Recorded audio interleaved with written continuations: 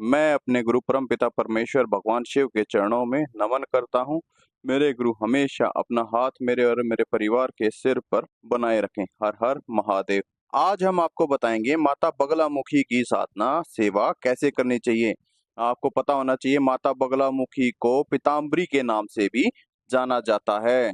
माता बगलामुखी 10 महाविद्याओं में से एक महाविद्या है जो 8वें नंबर पर आती हैं। जो भगत तांत्रिक होते हैं वो इनकी सेवा साधना जरूर करते हैं, लेकिन आम व्यक्ति जो भगत तांत्रिक नहीं है वो भी माता की सेवा करके आशीर्वाद पा सकता है। लेकिन आपको पता होना चाहिए कि माता बगलामुखी बहुत ही उग्र हैं, लेकिन सात्विक हैं। इनकी सेवा में किसी भी प्रकार की कोई भी त्रुटि नहीं होनी चाहिए, नहीं तो ये बहुत ही जल्दी गुस्सा आ जाता है और ये भक्त और साधक को भी चोट पहुंचा देती हैं। इसलिए आप ध्यान पूर्वक सुनना कि हमें माता की सेवा साधना कैसे करनी चाहिए, और मैं उनके लिए भी बताऊंगा जो भगत तांत्रिक नहीं है वो माता बगलामुखी की सेवा साधना कैसे करें। और माता बगलामुखी की सेवा साधना नवरात्रों में ही करनी चाहिए। कोई जरूरी नहीं है कि नवरात्रों में ही हो, लेकिन आप नवरात्रों में करेंगे तो आपको बहुत ही जल्दी माँ का आशीर्वाद प्राप्त होगा और माता बहुत जल्दी ही आपसे खुश हो जाएंगी। अगर माता बगलामुखी आपसे खुश हो गई, एक बार खुश हो गई, तो आपके वारे के न्यारे हो जाएंगे।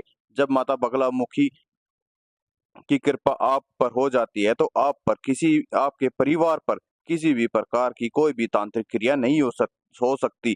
आपके दुश्मनों का नाश हो जाता है। आपके किसी भी प्रकार का कोई भी कोर्ट केस हो, वो उसमें भी आपको विजय प्राप्ति माता बगलामुखी दिलाती हैं। जब माता बगलामुखी का आशीर्वाद आपको प्राप्त हो जाता है तो आपके दुश्मन आपके सामने नहीं आते। अगर गलती से आ भी जाते हैं तो उनको एक अजीब सी घबराहट होनी शुरू हो जाती है। उनके घुटने से टूट जाते हैं, मानो जैसे उनके शरीर में कोई शक्ति ही ना रही हो, उनके शरीर की शक्ति क्षीण हो गई हो। ये सब आपके दुश्मन को समझ में नहीं आएगा कि उनके साथ हो क्या रहा है। इसलिए मैं आपको बार-बार बोल रहा हूँ, माता बगलामुखी की सेवा साधना करें तो बहुत ही सोच समझ करके करें। लेकिन अगर एक बार माता प्रसन्न हो गई तो आपके हर बिगड़े काम, आप किसी भी प्रकार का कोई भी कार्य क्यों ना हो, माता अपने आप आपके कार्य ठीक कर देंगी।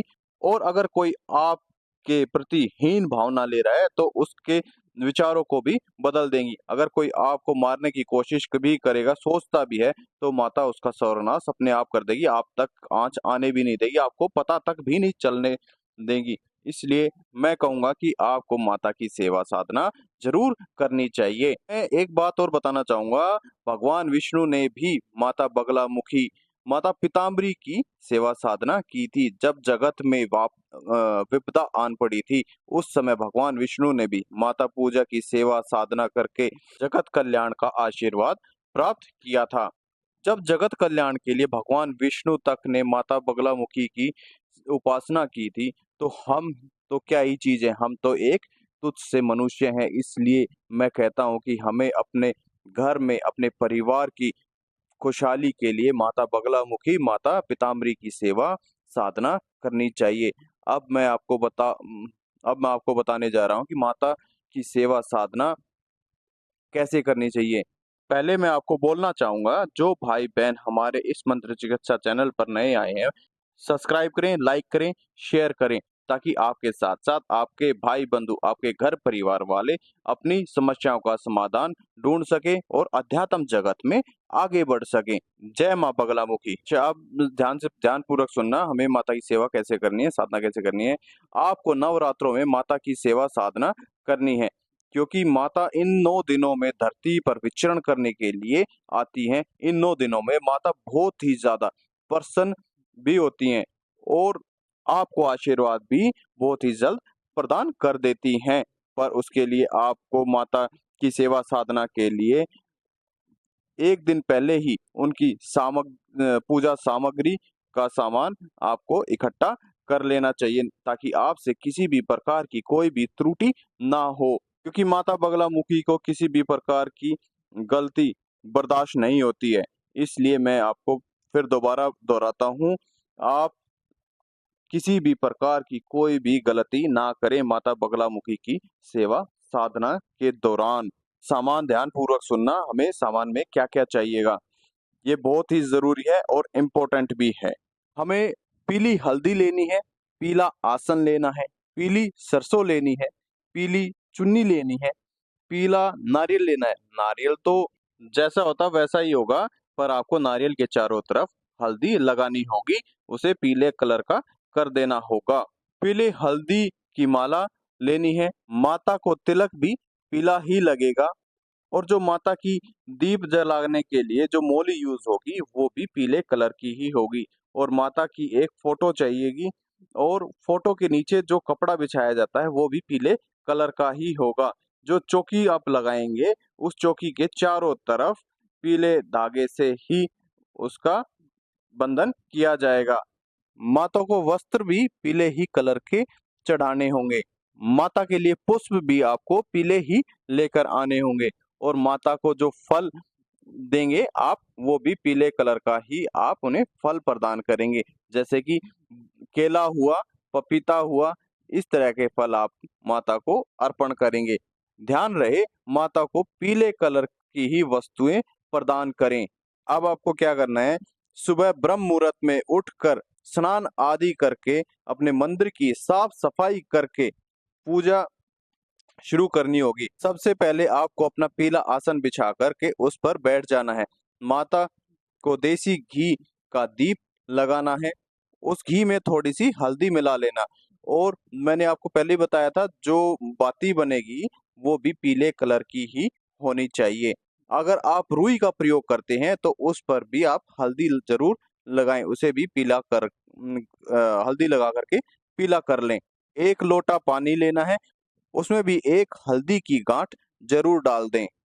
पीले वस्त्र पर माता की तस्वीर को विराजमान करें। सुगंधित धूप लगाएं, या फिर आप कोई भी इत्र यूज कर सकते हैं। आप गुलाब का इत्र यूज कर सकते हैं, चंदन का इत्र यूज कर सकते हैं। इसके बाद आप दीप जगाकर हरिद्रा गणपति महाराज की पूजा करें, उनका आवाहन करें। इसके बाद भगवान शिव के मृत्युंजय स्वरूप की पूजा करें, उनका आवाहन करें। अपने घर के देवी देवता, कुल देवी देवता, जो भी आप अपने इष्ट, अपने गुरु का आवाहन करें, उन्हें भी अपनी पूजा में सम्मिलित करें।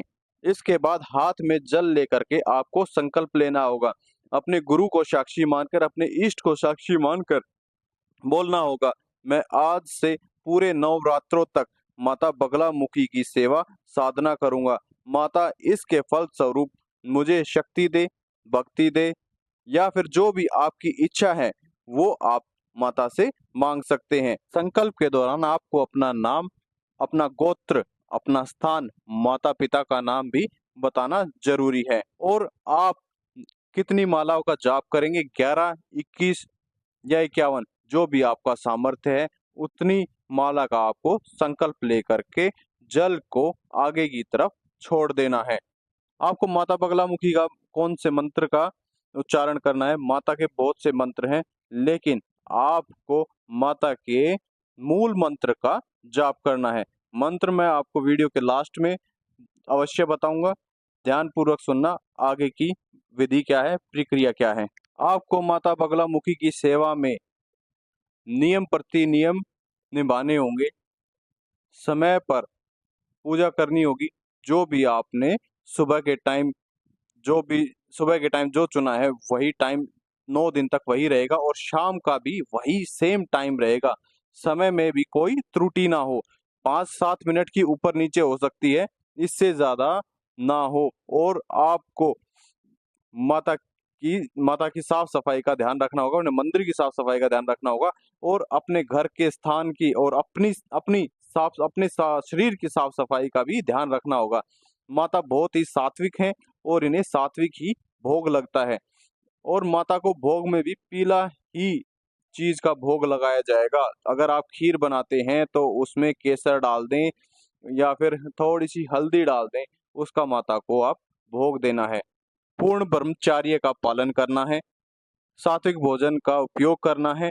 9 दिनों तक आपको फलाहार ही रहना है, कोई भी अन्न ग्रहण ना करें, ये आपका व्रत में लगेगा। और नमक का त्याग करें। बहुत से व्यक्ति सेंधा नमक का यूज कर लेते हैं, कृपया करके उस नमक का भी प्रयोग ना करें। माता के मंत्रों का उच्चारण बहुत ही साफ स्वच्छता से करना है, नहीं तो आपको तुरंत ही दंड मिल जाएगा। माता अपने साधक को भी नहीं छोड़ती है, क्योंकि माता का जो मंत्र है वो उग्र है। एक बार अगर माता आपसे प्रसन्न हो गई तो आप ये समझे आपके हर कार्य अपने आप बनते चले जाएंगे। अब मैं आपको मंत्र बताने जा रहा हूँ, उसको ध्यान पूर्वक सुनना, इसमें किसी भी प्रकार की कोई त्रुटि ना हो जाए। मंत्र है ओम ह्लीम बंगला मुखी दिव्य सर्वदुष्टानाम वाचम मुखम पदम स्तंभ जीवाम कीलम बुद्धिम विनाशाय ह्रीम ओम नमः। मैं एक बार फिर से बोल रहा हूँ, ओम ह्लीम बंगलामुखी दिव्य सर्वदुष्टानाम वाचम मुखम पदम स्तंभ जीवाम कीलम बुद्धि विनाशाय ह्रीम ओम नमः। इस मंत्र का आपको उच्चारण करना है।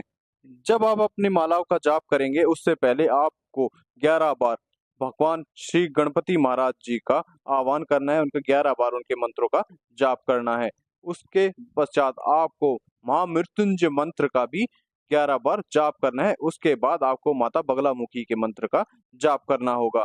महामृत्युंजय मंत्र कौन सा है, ध्यानपूर्वक सुनना। ओम त्र्यंबकम यजामहे सुगंधिम पुष्टिवर्धनम उर्वारुकमेव वंदनाम मृत्यु मोक्षी महामृतात्। मैं आपको इस जानकारी के लिए एक चीज और बताना चाहूंगा। जो साधक नए हैं, जो पहली बार पूजा पाठ या साधना कर रहे हैं, वो कृपया करके सीधे माता बगलामुखी की सेवा ना करें। वो पहले अपना ओरा बनाए, अपने इष्ट की जाप करें, अपने गुरु का जाप करें और गुरु के सानिध्य में ही माता बगलामुखी की साधना करनी है, माता पीताम्बरी की साधना करनी है। नहीं तो आपको चोट भी पहुंच सकती है और आपका नुकसान भी हो सकता है। आपकी तरफ माता का आशीर्वाद आने की बजाय आप पर कोई भी मलिनता वास कर सकती है। माता तक पहुंचने के लिए उससे पहले बहुत सारी नेगेटिव मलिनताएं जो होती है ब्रह्मांड में कर रही घूम रही होती हैं, वो आप पर अटैक कर देंगी। आपके मंत्रों का जाप सब वो खा जाएंगी। जो साधक अपने जो घर परिवार में सिर्फ माता की सिर्फ सेवा करना चाहते हैं, वो सिर्फ माता के बीज मंत्र का जाप करें, माता के बीज मंत्र की ही माला करें। माता का बीज मंत्र है ह्लीम। आप इस मंत्र का बीज मंत्र का जाप निरंतर कर सकते हैं। इससे भी आपको माता का आशीर्वाद प्राप्त होगा और आपका उद्धार होगा। आपको 11 या 21 या 51 माला आपको इस बीज मंत्र की करनी होंगी। जो भी आपका सामर्थ्य है आप उतनी मालाएं आप कर सकते हैं और माँ का आशीर्वाद प्राप्त कर सकते हैं। आपको फिर से बोल रहा हूँ, आप किसी भी प्रकार की कोई भी त्रुटि ना करें माता की सेवा में, माता की साधना में, नहीं तो आपको पछताना पड़ेगा। आप सबकी समझ में आ गया होगा कि माता बगलामुखी की सेवा साधना हमें कैसे करनी चाहिए और हमारे नियम प्रति नियम क्या होंगे। अब हम चलते हैं। अगर कोई भाई बहन अपनी चेकिंग कराना चाहता है, ये फ्री ऑफ कॉस्ट है, इसका कोई चार्ज नहीं है। वो अपनी फोटो, नाम, पता, एड्रेस और जो माताएं बहनें शादीशुदा हैं वो अपना नाम, अपने पति का नाम फोटो के साथ हमारे टेलीग्राम चैनल पर अपलोड कर दें। चैनल का लिंक हमने डिस्क्रिप्शन में दे दिया है। अब हम चलते हैं। हर हर महादेव। मेरे बालाजी महाराज आप सभी का उद्धार करें। जय श्री राम।